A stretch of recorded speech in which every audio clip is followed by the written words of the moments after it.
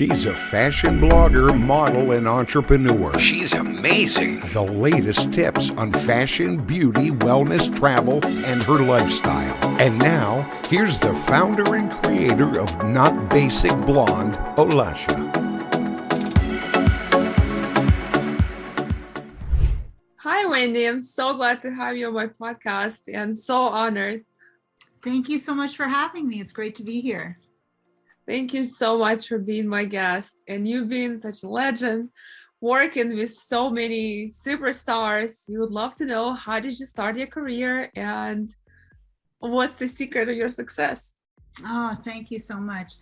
Well, my career got started after I was pulled out of the crowd by Maceo Parker, who is the lead saxophone player for James Brown and his whole band. And as a young teenager, I was going to one of their concerts with my fake ID, and I scooted my way up to front row center, and he pulled me up on stage out of the crowd. And when I hear music I love, I'd been singing my whole life, I just start singing along, and the trombone player tapped his mic in front of my face, and I started harmonizing with Maceo, and he ended up, it's a huge 12-piece band with horn section and everything, and I ended up scatting on a stage for 20 minutes, and it was written up in all the newspapers the next day. And he had basically, by the time I was done singing, got down on one knee and said, and he coiled up a little bass string around his finger, and he got down on one knee as if he was proposing to me and said, put it around my finger, said, Wendy, from this day forward, you are married to music. And if you don't spend the rest of your life using this gift, you're going to rob the rest of us of something so special. And I said to myself, this is my life. This is what I'm going to be doing. And so I did. Wow, that's fascinating. And how did you get to work with Lady Gaga? And I know you've written a song for her. And how did you start your career before? Did you ever think you will be in the music? Well, I did. I've been writing songs since I was 7. I was fortunate enough to be honored by the Songwriters Hall of Fame, and on Moby's Grammy nominated record. And Lady Gaga, when I met her, was just, she was not a celebrity at the time. She was working at Famous Music Publishing, and that's how we met. And she basically we were performing on the same bill one night. I was, singing, and she was singing as well. And she said, oh, I don't know if you remember me from Famous Music Publishing, but I would love for you to come to my show. And at the time, I was an in-house songwriter for a multi-platinum producer. And I was put on a mission to go out and find a girl under the age of 25 who could be the female equivalent to the lead singer of The Strokes, who's edgy and bold and can't take your eyes off of. And basically that's exactly what I did. I went to over 50 shows, and here this girl who I had no idea was even a singer when I met her,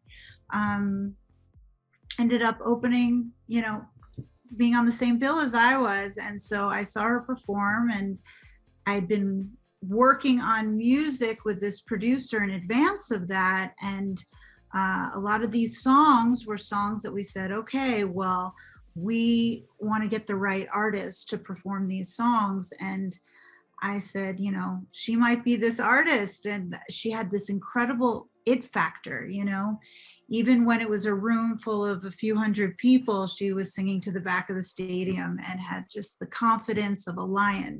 She was just very big and bold. And I said, okay, this girl has got what it takes. And so we started, I introduced her to my business partner, and we started developing her and working with her. And luckily, after a long time working together, she became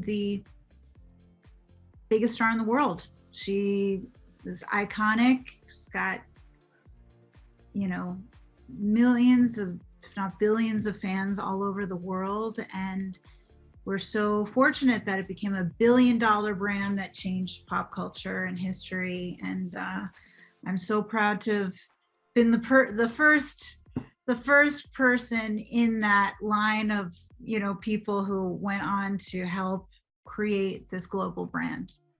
I've been a huge fan of Lady Gaga for so many years, like probably over 10 years now since she came out. And it always takes the right person to actually see the talent. So you had a talent to see that and recognize it in someone as well. So yes, thank you. Thank you.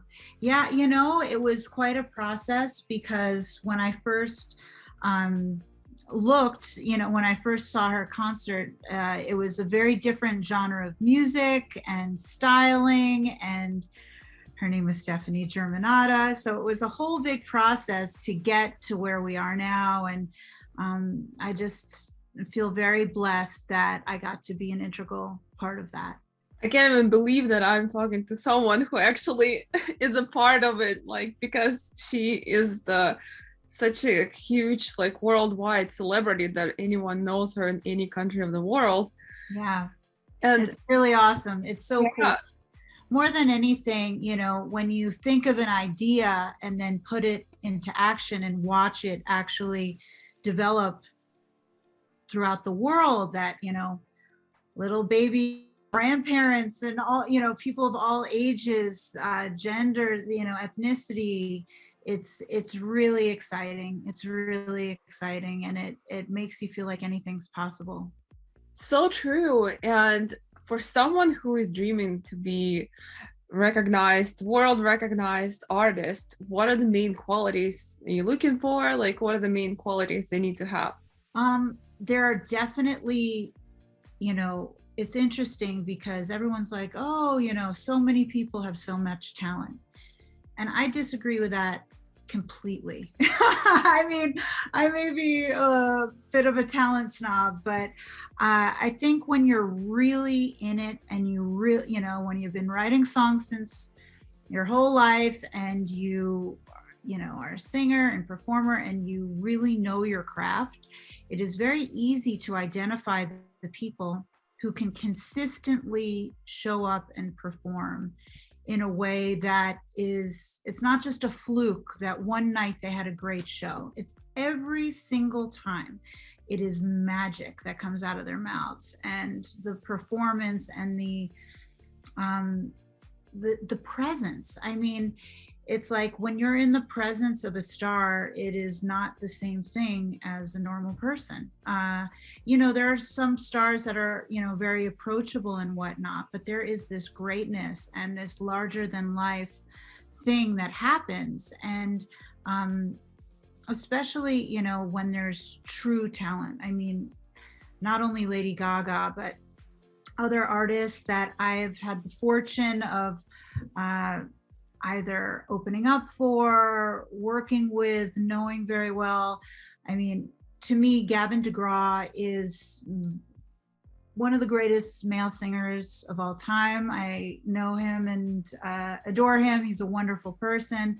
And as he was, you know, I knew him from the very start because we shared band members. And basically, you don't have just like a good night and a bad night. Consistently live, there is a timbre to his voice, a tone, a texture, a consistency that only exists with true greatness. And that is what it takes, because it's not enough to just be a great musician if you don't have the it factor. It's not enough to have the it factor without being a great musician. Like, if you're going to be world-class icon and change billions of lives, it has to be that way every single time. And she had that from the beginning.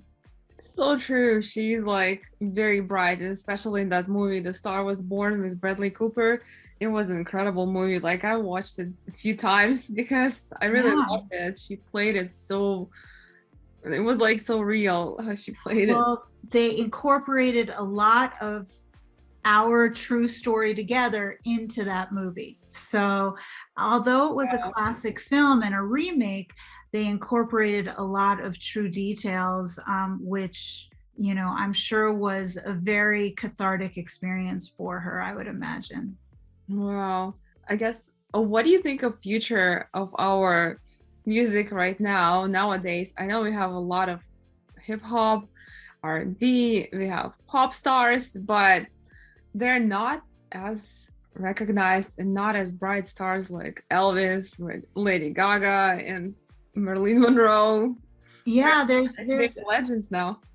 It's an interesting question that you bring up, and I personally feel that, you know, when you look back throughout history, at first, if you had the talent, you know, someone was paying for you to go into the recording studio, which was extremely, and to this day, it is extremely expensive. And as an artist, most artists are earning pennies. And so having that, you know, getting into the recording studio was a huge barrier to entry.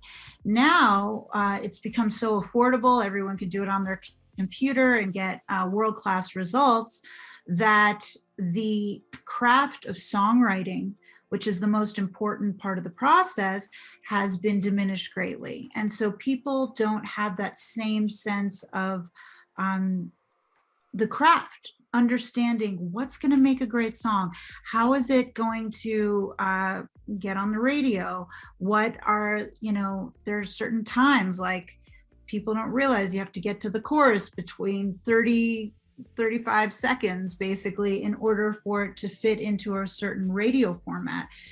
What is the radio format? What is your audience? I mean, with Lady Gaga, we thought long and hard about who her audience was and incorporated that into every aspect of her marketing, her music, her image, her message.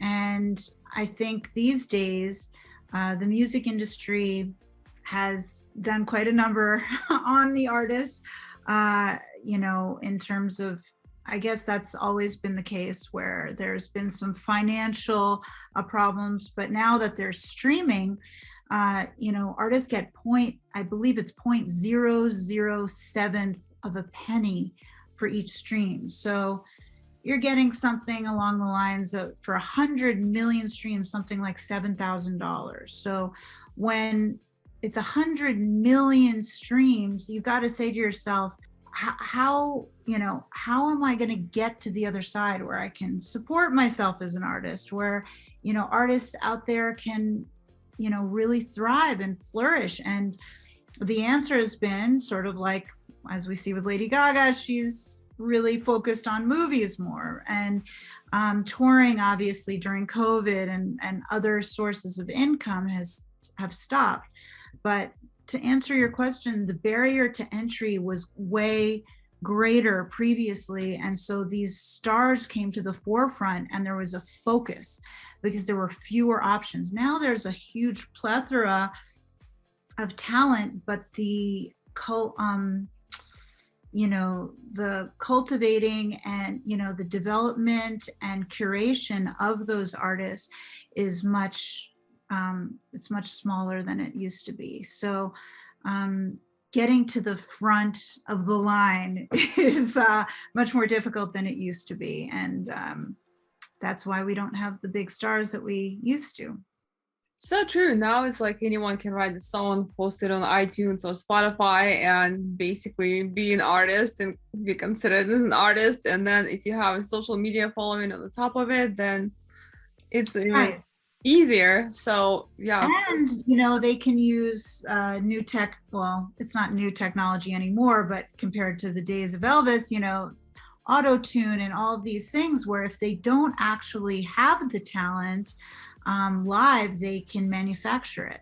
So that's unfortunate in a way. I mean, it's nice to have tools that are used in moderation, but to really know who's got the goods, you got to see them live. That's why sometimes you hear a song on the radio or just like hear it somewhere and then you hear them performing live and it's like different song. Yeah, exactly. It's just unbelievable.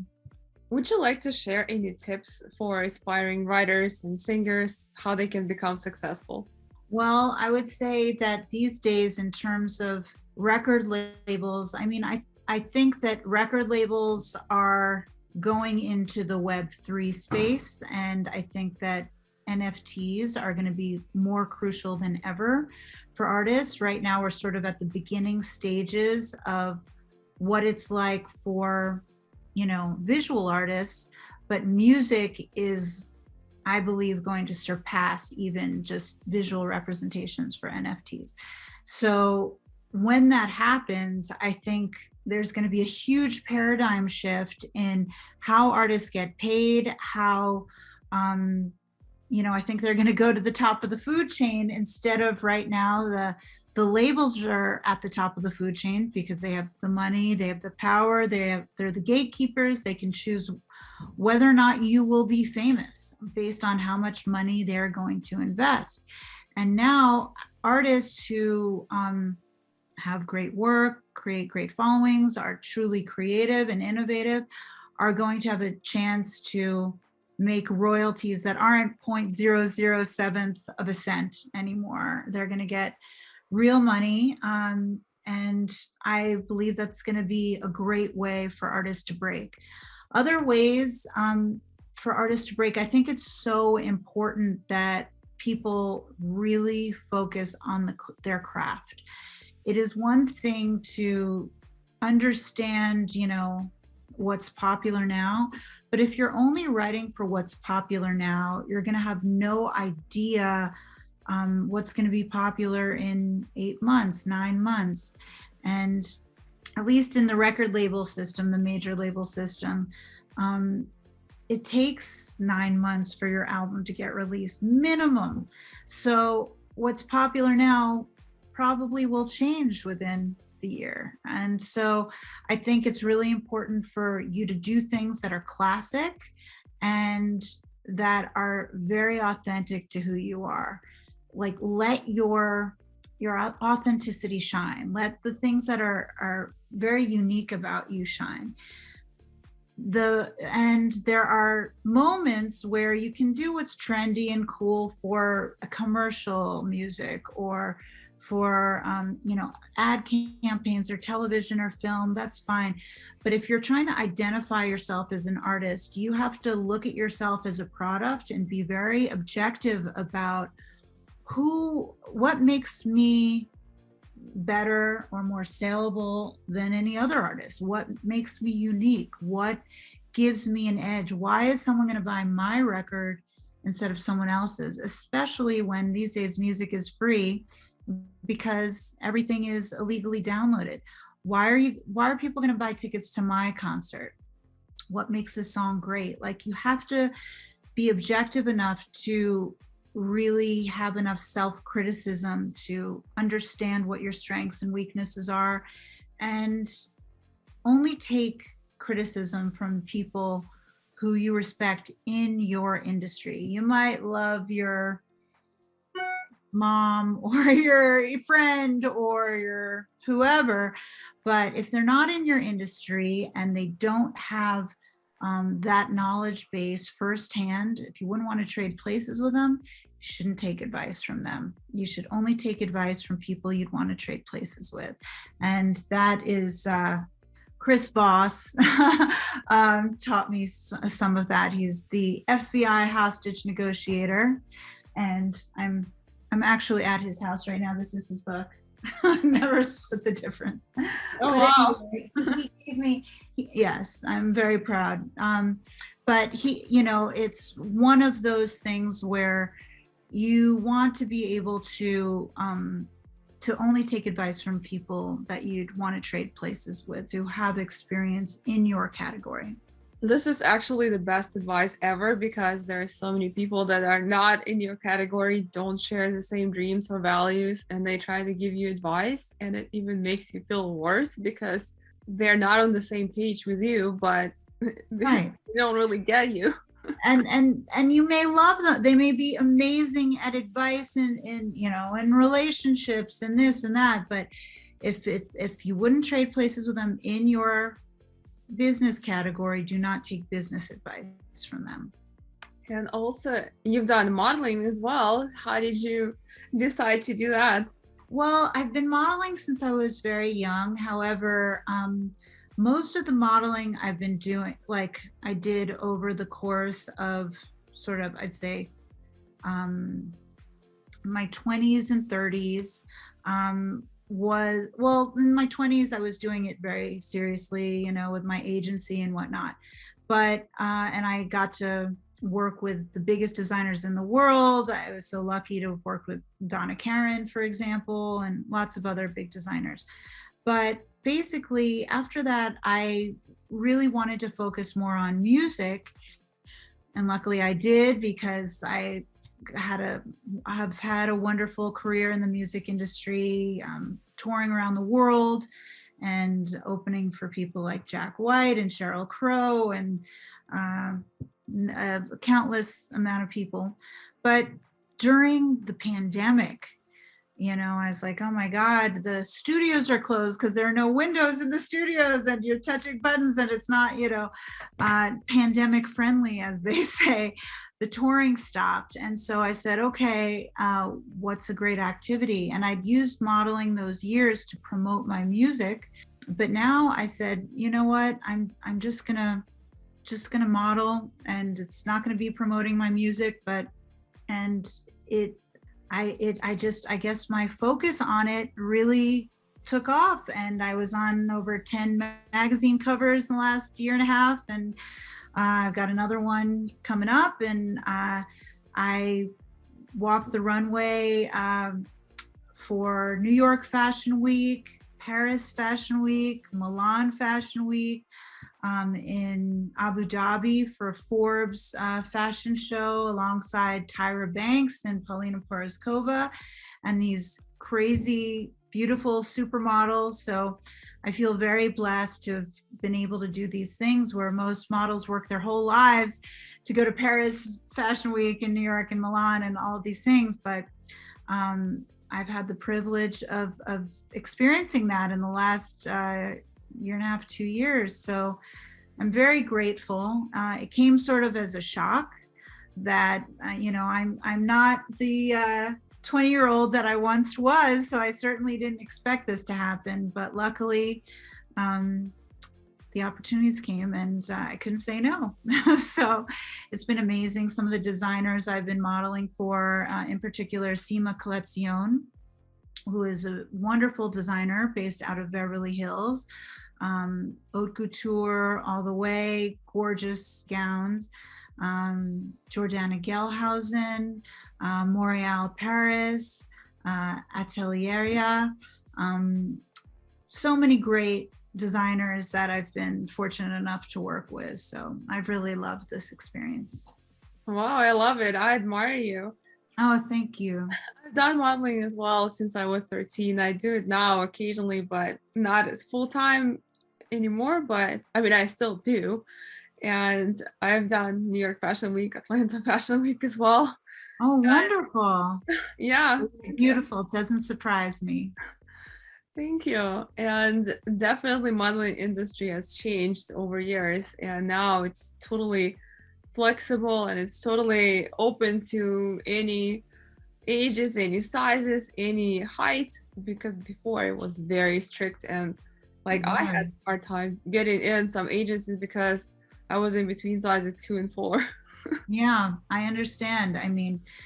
When I was really young, I was, a toothpick, and now as I've grown and I'm curvier, and I'm so happy that there's a more realistic body image for women out there. I think it's so important to love who you are and what you got, and it shines through in every other aspect of your life. So couldn't said any better. It does. Your confidence, your self-love, it does shine through in every aspect of your life, because if you don't have enough confidence, it does kind of you can see the aspects of your life, because one of the areas of life starting to kind of decrease or go down.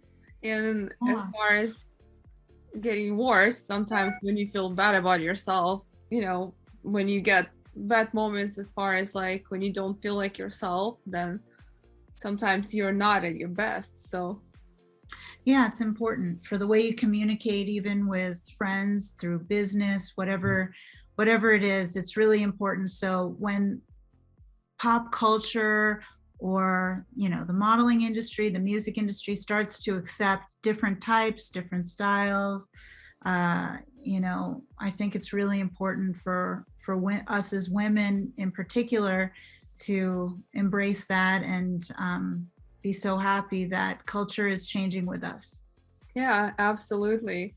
And what qualities helped you to succeed in music industry? Because it's very tough industry to succeed in, and not everybody can get to the top. But what really helped you? Thank you so much. I really, it's a combination of things. I got extremely lucky.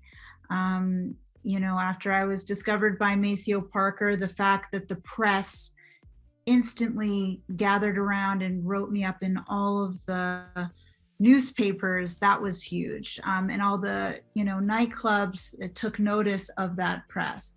Then from there, Gary Lyons, who is the producer of the Rolling Stones, started working with me right out of college. I went to Cornell University, and he was like just a true believer. And then one after the next, they just said, you've got the talent. I want to work with you, on spec for free, and just true believers. And I think I got those true believers based on my knowledge of the craft. I'd been writing songs since I was 7. My babysitter growing up was named Rosetta Atkins, who I just saw a week ago in New York. And she taught me how to sing as soon as I could speak. She's a gospel singer from down south. And she brought me home from the hospital, and I've been singing and writing songs since I was a little kid. And I think it shows. I think that for people who are just trying to be tech savvy with music instead of actually learning the craft, I think that's a mistake. I think you if I had to choose between the two, I'd rather somebody else.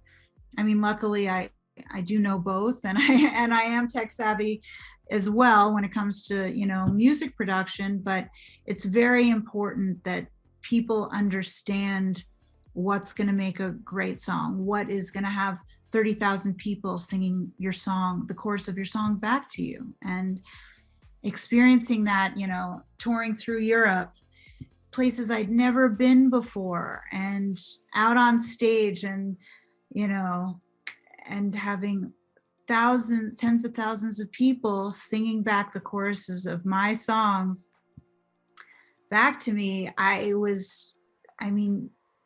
There's no high quite like it, it's so exciting. And the more people focus on those things, the more, and also not being copycats, being true to yourself, being authentic, having discipline. I have over 2,000 recorded songs. You've got to do the work and put the work in. You can't be lazy. You can't expect that other people are going to do it for you. Even once you get a manager or a record label, the work is still very much there. You've got to fight to get to the front of the line wherever you are, even if you're at the record label. So that's my advice to people. Put in the work, be authentic. And authentically, you got to love what you do. You have to be willing to risk everything for it, and the opportunities will come. You have to network. And nowadays, social media is more important than ever before. Got to interact with your fans and keep them engaged, and keep releasing new content that is going to resonate with them. Yeah, I feel like it all comes down to being authentic, being yourself. Like my brand stands for be yourself, never basic, be unique. It's okay to be different. So I guess it all very important things that help you in any industry, any area of life to succeed. Absolutely. Absolutely. And I think that's in general across the board. If it's good advice, most of the time, the good advice is going to apply to many areas of your life. So true. Any artists, famous artists you're working with now, or you can disclose probably some of them? Well, right now I'm actually about to embark on a very exciting journey. So I am going to be, I'm sure you've heard of Brandon Jenner, the Jenners and the Kardashians. So Brandon Jenner will be co-hosting a new television show that I will be co-hosting with him called Project Supergroup. It's through CBS Viacom, so you'll be able to see it on MTV and a bunch of MTV Plus, a couple of these other Viacom channels. And we are going to be building the next generation of supergroups. So there are going to be 25 contestants who are all triple threats, singing, writing songs, and playing an instrument. And we are going to be putting them together as strangers in studios, and we're going to watch the creation of these records. Because if you think back to all of the best groups throughout history, whether it's the Eagles or Earth, Wind and Fire or whoever it is, they were all triple threats. They all had the ability to really know greatness in each of those categories. And so we kind of, to my point before about not just being someone who can work the computer, actually having the talent, that's a prerequisite to even get onto this television show. And Brandon Jenner is a wonderful, musician in his own right. And so and there'll be a panel of judges. And so we're very, very excited to be a part of the show that will start filming within the next month. So I'm really looking forward to that. Wow, that sounds exciting. I can't wait to watch this show. Yeah, thank you. I couldn't be more excited about it. And it's the first time in history that I'm aware of that it's the first time of an hour of original music on television. So instead of it just being covers, like professional karaoke, not to say anything bad about, a great singer, but it's a whole different animal when you're a great songwriter and a great musician and a great singer and a great performer. So these people, these young artists, they have it all. And we're so excited to present them to the public and see who wins. Wow, it's incredible. Thank you. And where can our listeners find you? Your social handles, all the information? Yeah, it's at Wendy Starland. And please, we'll put a link in the bio so that you can find me on Instagram, Twitter, Facebook, and I'm really looking forward to connecting with you online. Thank you so much, Wendy. It was such a pleasure, and I'm just so honored to have you on my podcast. Oh, thank you so much for having me. We'll do this again soon. Yeah, sure.